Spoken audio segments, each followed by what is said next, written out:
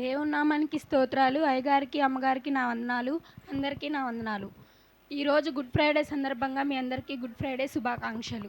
ఈరోజు నేను శిలువ మరణ సమయంలో యేసుక్రీస్తు ప్రభు పలికిన 7 మాటలలో 4వ మాటను గురించి చెప్పాలని ఆశపడుచున్నాను.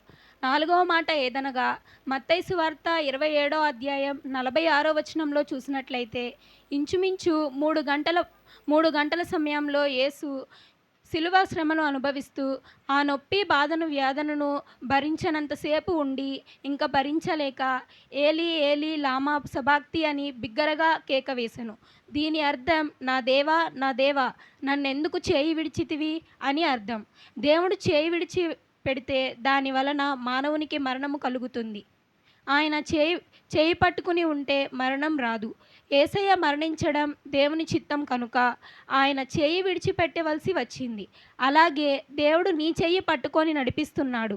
ఆయన నీ చేయి పట్టుకున్న సమయంలో నీవును ఆయన చేయి పట్టుకుని నడవాలని అలాగు దేవుడు సహాయం చేయనుగాక. ఆమేన్. యేసు ఈ మాటలు దీవించి ఆశీర్వదించునుగాక.